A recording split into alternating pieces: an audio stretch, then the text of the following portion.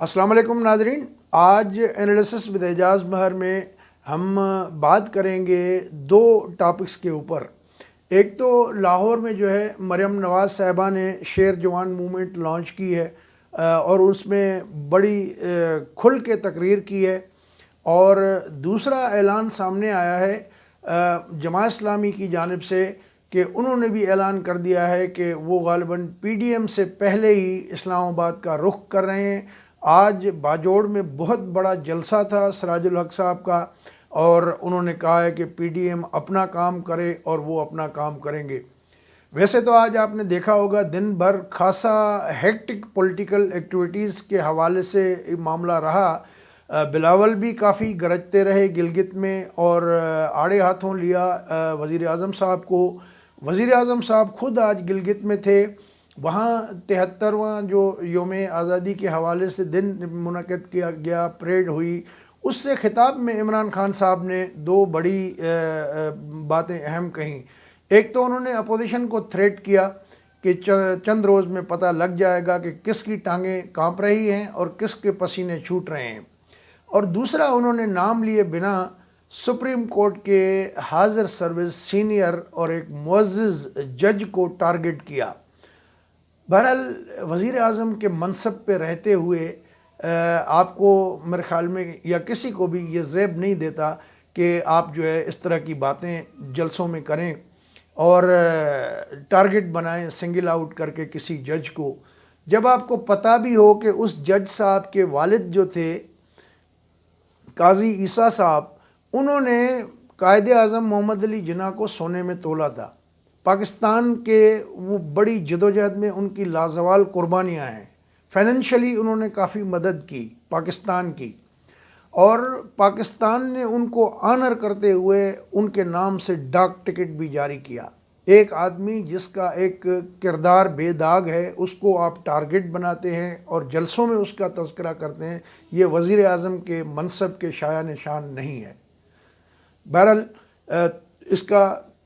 جو ہے وہ اس پہ کبھی کسی اور پروگرام میں تفصیل سے ذکر کریں گے، بلکہ حال ہی میں جو قاضی فائز عیسیٰ صاحب نے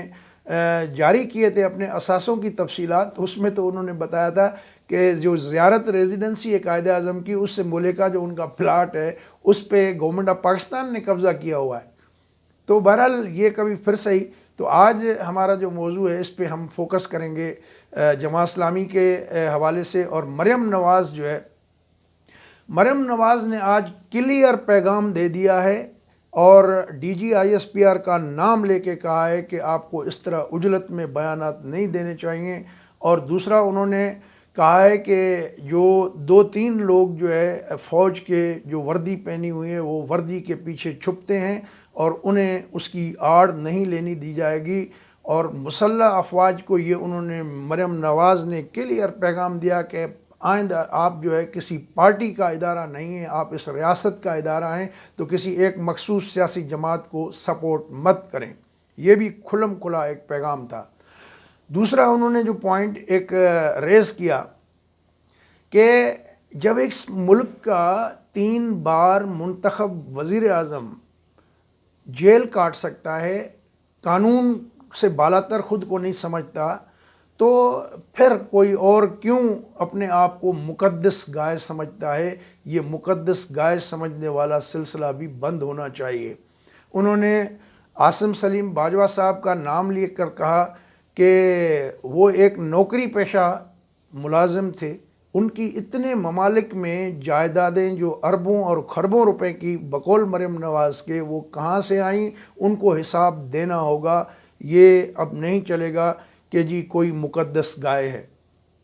بہرحال ان کے لاؤڈ اینڈ کلیئر جو یہ میسج تھا، اور شیر جواں موومنٹ لانچ کی انہوں نے۔ ہم نے دیکھا کہ یہ شیر جواں موومنٹ کی لانچنگ سے پہلے ہی یہ لوگ سرگرم ہو گئے تھے کہ لاہور میں ایاز صادق کے خلاف جو پوسٹر لگوائے گئے تھے، بینر لگوائے گئے تھے، اور مفت میں مودی کی اور ابھی نندن کی بڑی بڑی تصاویر لگوا کر جو ہے وہ ان کی تشہیر کی گئی تھی، تو وہ مسلم لیگ نون کے کارکنوں نے اتار دیے، اور ان کا کہنا ہے کہ ایک رکشہ بھاگ گیا تھا، باقی دوسرے رکشے والے کو انہوں نے پکڑ لیا تھا۔ تو یہ کہاں سے ہیں، یہ کون سی مخلوق ہے، یہ کون سے محب وطن لوگ ہیں، یہ بھی سب کو پتہ ہے۔ اور اس پہ بڑا دلچسپ تبصرہ انور مقصود صاحب کا ہے کہ جب ہم سوتے ہیں تو یہ رات کو بینر لگاتے ہیں۔ تو بہرحال وہ چیزیں اپنی جگہ، لیکن یہ بھی تو اپنی جگہ پہ ایک سوال ہے کہ ریاستی جو اخراجات پہ یہ بینر چھپوا کے لگوانا راتوں رات، یہ کیا قومی دولت کا ضیاع نہیں ہے؟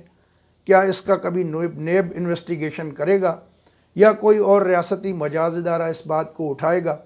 بہرحال ریاستی جو آج کل حالات ہیں، ہماری معیشت گروتھ جو ہے مائنس میں چلی گئی ہے، اور ایسے حالات میں آپ اپنے پولیٹیکل اسکورنگ سیٹلمنٹ کرنے کے لیے اس طرح کی چیزیں کر رہے ہیں۔ خدارا کچھ تو خوف کیجئے، اب وہ حالات نہیں ہیں۔ دن بدن جو ہے سیاسی گرمی میں اضافہ ہوتا جا رہا ہے، سیاسی ٹیمپریچر اور پارا بڑھتا جا رہا ہے، جو کہ ایک بڑے تصادم کی جو ہے وہ ایک پیش خیمہ بنتا جا رہا ہے، اور اس کو روکنا جو ہے سب کی ایک ذمہ داری ایکولی ہے۔ اس میں آج رانا ثناء اللہ صاحب نے ایک مشورہ بھی دیا کہ نیشنل پارلیمنٹ جو ہے یہ قومی فورم ہے، یہ اپروپریٹ فورم ہے، اس پہ ڈیبیٹ ہونی چاہیے کہ جو کیا ہونا چاہیے، کیونکہ آئین میں تو یہ واضح لکھا ہے۔ مریم نے بھی بار بار زور دے کے اس بات کو کہا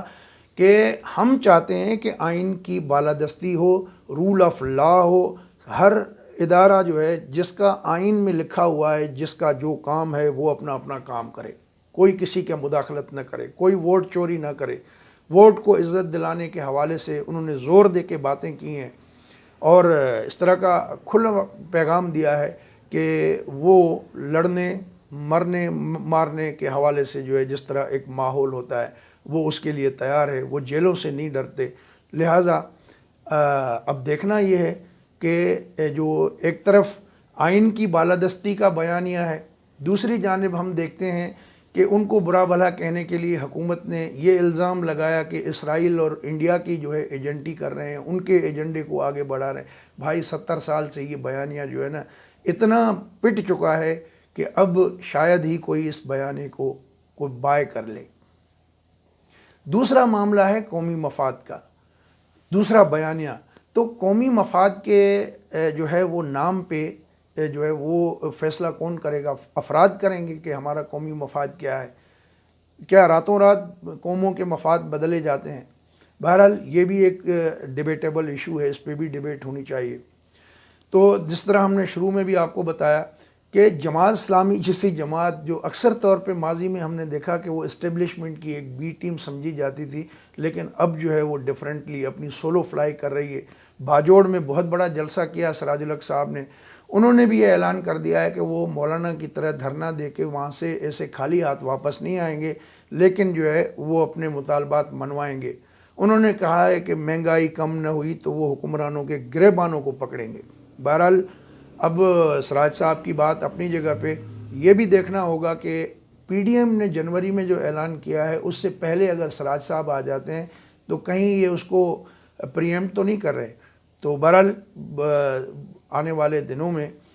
بہت ساری چیزیں کھلیں گی، اور جو یہ سلسلہ ایک چل پڑا ہے اس پہ بجائے اس کے کہ ہم پردہ پوشی کریں یا لگی لپٹی کریں، ہمیں اس کا راستہ نکالنا ہوگا، اور اس کے لیے پارلیمنٹ مناسب فورم ہے، اس پہ ہمیں بحث کے لیے جانا ہوگا۔ آخر میں آج کچھ جو ہمارے ناظرین ہیں انہوں نے کچھ تبصرے بھی کیے ہیں، کمنٹ بھی دیے ہیں اس ویڈیو کے حوالے سے، تو ان میں سے 2-3 چیزیں ہیں جو وہ شیئر کرنا چاہ رہا ہوں۔ ایک تو یہ کہ کچھ لوگوں کا خیال ہے کہ اپوزیشن جو ہے یہ جو بیانیہ لے کے چلے ہیں کہ آئین کی حکمرانی قائم کرنی ہے، تو اس کو آگے بڑھانا چاہیے، کہیں ایسا نہ ہو کہ آپ کے معاملات فٹ ہو جائیں اور پھر آپ چلے جائیں۔ تو جتنی اپوزیشن کی جماعتیں ہیں یہ عہد کریں کہ ماضی میں انہوں نے چلو ٹھیک ہے بقول شیخ رشید کے کہ سارے گیٹ نمبر 4 کی جی ایس کیو کی پیداوار ہیں، لیکن آئندہ کے لیے توبہ کریں، قوم سے معافی مانگیں اور اس بیانیے کو آگے لے کے چلیں، تو یہی بیانیہ اس ملک کی تقدیر بدل سکتا ہے۔ اور دوسری بات، کچھ لوگوں نے یہ خبردار کیا ہے اسٹیبلشمنٹ کو کہ اب جو ہے میدان جنگ پنجاب ہوگا، اور یہ کوئی سندھ یا بلوچستان نہیں ہے، مر کا پنجاب میں ہوگا، پنجاب کو مارنا جو ہے، مات دینا اتنا آسان نہیں ہے۔ دوستو اگر یہ ویڈیو آپ کو اچھی لگی ہو تو اپنے دوستوں کے ساتھ بھی شیئر کیجیے گا۔ ہمارا چینل ابھی تک سبسکرائب نہیں کیا تو اس کو سبسکرائب بھی کر لیں۔ اجازت دیجیے، اللہ حافظ۔